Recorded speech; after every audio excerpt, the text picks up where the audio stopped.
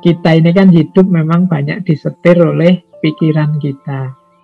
Nah, mindfulness ini membantu pikiran kita untuk fokus, tidak teralihkan atau tidak tertipu oleh perspektif-perspektif yang tidak perlu.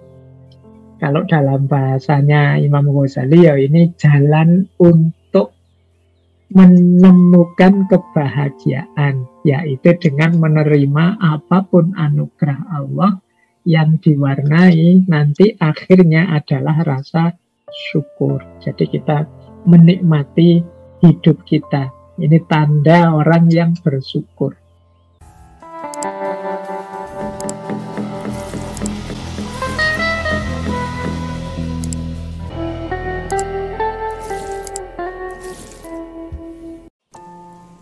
Mungkin semua kita pernah mengalami tentang rasa khawatir yang berlebihan akan masa depan yang belum terlewati, atau berpikir terlalu banyak terhadap hal-hal yang sudah terjadi, yang ujung-ujungnya hanya membuat hidup kita merasa cemas dan gelisah karena tak kunjung menemukan jawabannya. Dan tentu saja kecemasan dan overthinking terhadap suatu keadaan tertentu akan mempengaruhi kinerja otak dan sistem kesehatan kita secara keseluruhan. Nah, ada solusi yang ditawarkan untuk keluar dari permasalahan tersebut, yang mungkin kita sudah sering mendengarnya, yaitu menerapkan sikap mindfulness pada diri kita. Secara umum, menurut para pakar, istilah mindfulness berarti kesadaran yang muncul dari memperhatikan dengan sengaja pada saat ini dan tanpa menghakimi. Atau singkatnya, bagaimana kita bisa menjalani hidup dengan penuh kesadaran. Jadi kunci dari mindfulness adalah memberikan perhatian atau atensi dengan cara tertentu dengan sepenuh hati. Perhatian adalah pintu menuju kesadaran. Kita tidak akan menyadari apa yang terjadi tanpa memberikan perhatian kepadanya. Namun, perhatian yang kita berikan tentu saja perlu dilakukan dengan cara-cara tertentu. Bagaimana kita menjalani hidup ini secara sepenuh hati, sepenuh pikiran, menikmati dengan sadar situasi saat ini yang sedang kita rasakan. Nah, mindfulness ini kalau dalam konsep-konsep hari ini dikenal sebagai konsep untuk mode of being. Bagaimana kita mengada, bagaimana kita menjalani hidup secara serius. Unsur-unsur mindfulness. Nah, ini variabel-variabelnya. Kita ambil saja beberapa yang sederhana-sederhana yang tidak terlalu rumit. Unsurnya mindfulness itu secara umum ada 4. Yang pertama attention, yang kedua intention, yang ketiga presence, dan yang keempat openness. Yang pertama attention. Attention itu penuh perhatian.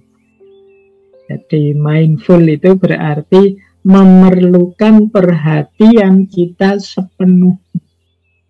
Listening, watching, considering what naturally exists. Jadi mendengarkan, melihat, memperhatikan apa yang ada di sekeliling kita.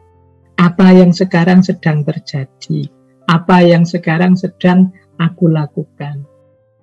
Ini namanya attention.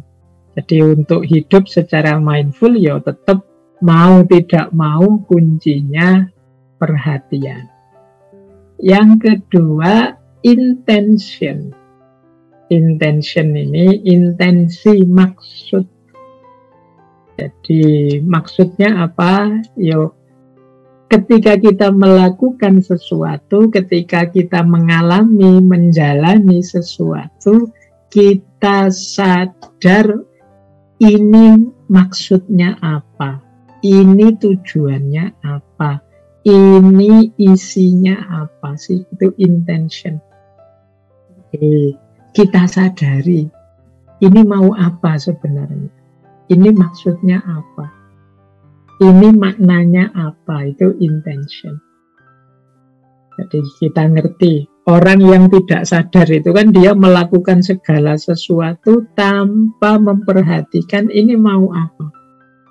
Kadang-kadang ada orang makan itu rutinitas saja, pokoknya sehari ya harusnya 3 kali. Kadang-kadang perutnya masih kenyang pun dia karena sudah jam makan ya tetap harus makan.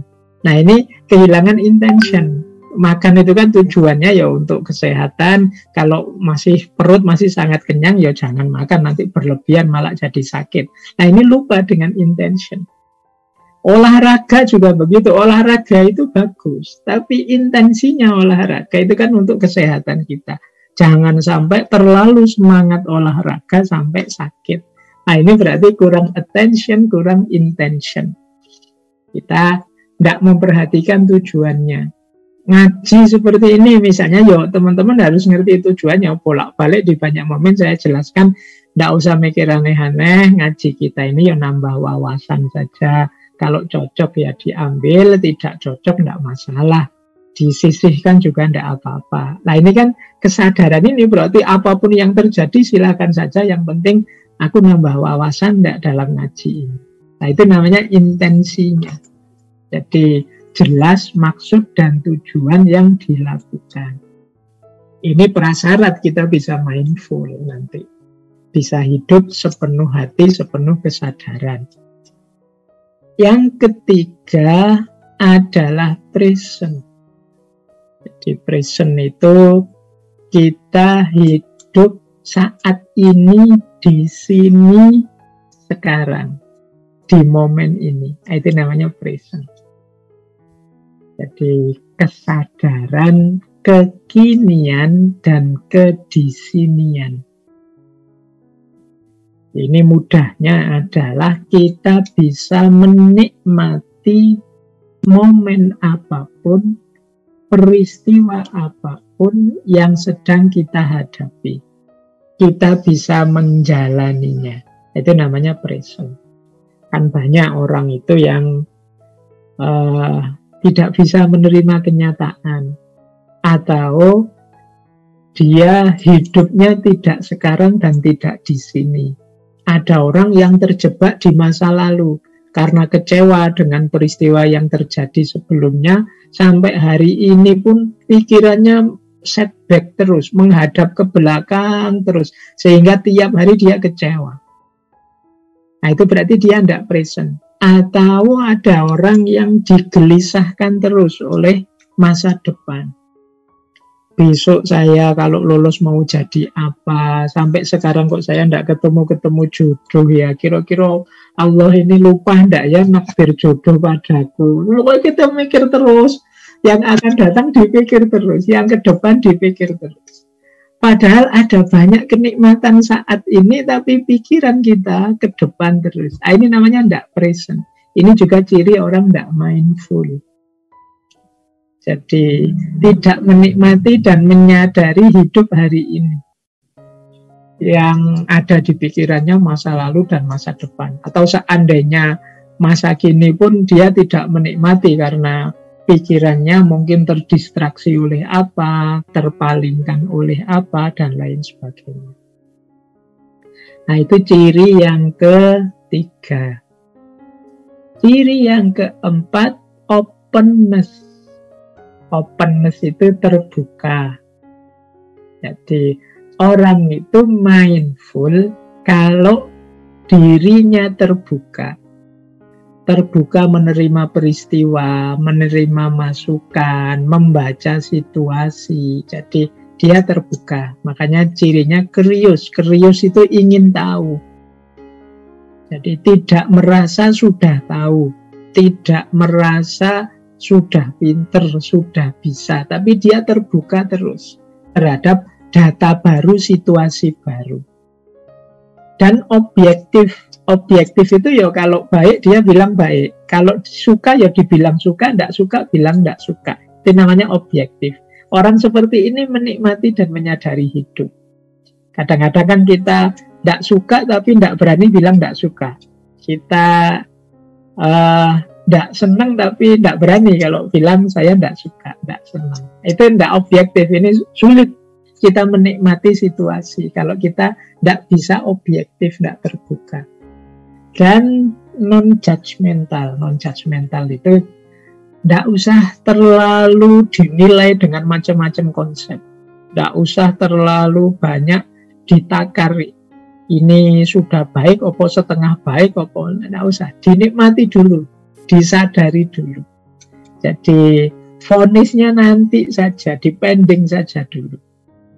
Kadang-kadang banyak orang itu kesusu memvonis. Sehingga akhirnya apa? Tidak bisa menikmati hidup. Lupa dengan tujuan hidup. Fokusnya geser, terdistraksi oleh vonis-vonis tadi. Jadi ayo dinikmati dulu saja dengan terbuka, present, intention, dan attention.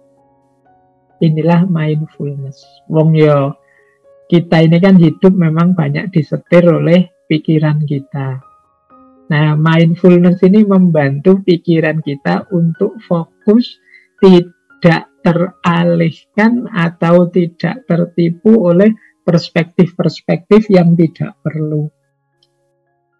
Jadi ini kalau dalam bahasanya Imam Ghazali ya ini jalan untuk menemukan kebahagiaan, yaitu dengan menerima apapun anugerah Allah yang diwarnai nanti akhirnya adalah rasa syukur. Jadi kita menikmati hidup kita. Ini tanda orang yang bersyukur. Nah, jadi ada 4 unsur utama dalam mindfulness. Nah, ini loh bedanya orang yang hidup secara mindful dan tidak mindful. Orang yang hidupnya mindful itu dia responsif. Tapi orang yang hidupnya tidak mindful, tidak sepenuh hati, tidak sepenuh kesadaran, itu hidupnya reaktif. Jadi ada beda antara responsif dan reaktif. Yang mindful itu responsif, yang tidak mindful itu reaktif.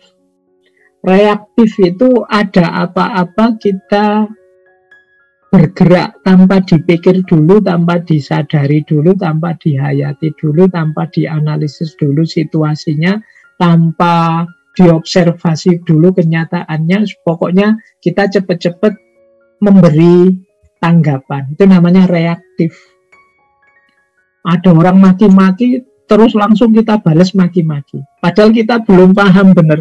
Itu konteksnya makian itu apa, kepada siapa, dalam situasi apa.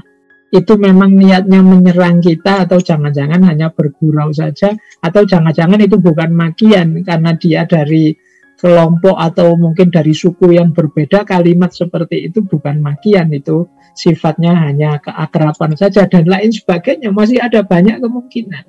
Makanya kita sadari dulu deh apa-apa, mari kita pikirkan dulu, mari kita pertimbangkan dulu. Itu namanya mindful. Kalau sudah jelas semuanya, baru kita memberi tanggapan. Itu namanya responsif. Beda dengan yang reaktif tadi. Hari ini banyak masalah karena reaktif ini tadi. Orang itu ya tidak diam saja kalau ada yang salah, ada yang keliru, ada yang tidak pada tempatnya. Tapi tidak diam kita, kalau bisa ya jangan reaktif, tapi responsif. Jadi responsif itu kita memberi respon setelah melalui tahapan mindfulness. Mindfulness itu setelah kita berpikir mendalam, setelah kita menyadari segala unsur situasinya, kita tahu awal dan akhirnya, baru kita, oh kalau begitu menurut saya ini. Mungkin antara responsif dengan reaktif itu bisa outputnya sama. begitu kita teliti, oh ini kok ada orang maki-maki aku ini. Setelah kita teliti, oh memang benar ini, dia memang ingin melecehkan aku ini, dia memang itu mungkin kita kalau begitu biar lega, anggap saja hukum kisos, maki balas maki, ya sudah. Itu kan, tapi kan minimal kita tidak langsung begitu dimaki kita balas maki, tapi ada proses mindfulnya. Jadi kita berpikir dulu mendalam. Inilah mengapa hari ini banyak orang menyarankan kita untuk hidup secara mindful, tidak iseng, tidak asal-asalan, tidak ikut ke sana, ikut ke sini mengikuti yang lain yang belum pasti relevan dan cocok untuk hidup kita. Karena hari ini itu kan mode hidup yang paling kelihatan adalah mode kehebohan. Mode kehebohan itu basisnya bukan kebenaran, basisnya bukan kebaikan, tapi mana yang viral, mana yang heboh. Itu yang diikuti oleh banyak orang. Nah, ini bisa menjebak kita pada hidup yang tidak mindful tadi. Yang lain ke utara, ikut ke utara. Yang lain ke selatan, ikut ke selatan. Yang lain ganti merek HP, kita ganti merek HP. Yang lain, wah, pokoknya banyak. Kita dari satu kehebohan ke kehebohan yang lain. Sehingga rentan sekali kita kehilangan kedirian kita. Makanya tadi mindful itu bagian dari mode of being. Jadi bagaimana kita hidup sepenuhnya sebagai manusia. Baik, saya kira itu, kurang lebihnya mohon maaf. Wallahul muwaffiq, wallahu a'lamu bissawab. Wassalamualaikum warahmatullahi wabarakatuh. Waalaikumsalam warahmatullahi wabarakatuh.